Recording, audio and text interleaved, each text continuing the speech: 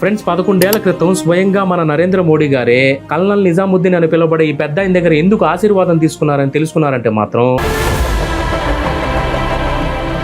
1901లో ఉత్తరప్రదేశ్ లోని ఆజంగఢ్ లో నిజాముద్దీన్ గారు జన్మించారు. అయితే యుక్త వయసు రాగానే ఈయన ఏంటంటే బ్రిటిష్ ఆర్మీలో జాయిన్ అయ్యారు. కానీ బ్రిటిషర్ల నిజ స్వరూపం చూసినటువంటి మన నిజాముద్దీన్ గారు ఒక బ్రిటిష్ అధికారిని హతమార్చి అక్కడి నుంచి పారిపోయారు. ఇక వెంటనే అప్పటికప్పుడు నిజాముద్దీన్ గారు సుభాష్ చంద్రబోస్ గారు నిర్మించినటువంటి ఆజాద్ హింద్ ఫౌజ్ లో చేరిపోయారు. ఫ్రెండ్స్, బ్రిటిషర్స్ తనని పట్టుకోకుండా సుభాష్ చంద్రబోస్ గారు మలాయ్ అని పిలువబడే ఒక దట్టమైన అడవిలో ఆయన ఉండేవారు. అయితే ఈ అడవిలో ఒక రోజు నిజాముద్దీన్ గారు ఉన్నట్టుండి సుభాష్ చంద్రబోస్ గారి వైపుగా ఒక తుపాకీని గురిపెట్టి ఉండడం ఆయన గమనించారు. వెంటనే అలర్ట్ అయినటువంటి నిజాముద్దీన్ గారు సుభాష్ చంద్రబోస్ గారిని కాపాడుతూనే బ్రిటిషర్ల తుపాకీ నుంచి వచ్చినటువంటి ఆ 3 బుల్లెట్లకి ఈయన అడ్డుగా నిలబడ్డారు. కెప్టెన్ లక్ష్మీ సహగల్ అనే డాక్టర్ చేత నిజాముద్దీన్ గారికి ట్రీట్మెంట్ ఇవ్వడం వల్ల ఆయన బతికించుకోగలిగారు. ఇక అప్పటి నుంచి స్వయంగా సుభాష్ చంద్రబోస్ గారే నిజాముద్దీన్ గారికి కల్నల్ అనే బిరుదు కూడా ఇచ్చారు. సుభాష్ చంద్రబోస్ గారి పర్సనల్ సెక్రటరీగా నిజాముద్దీన్ గారు దేశ విదేశాలు కూడా తిరిగారు.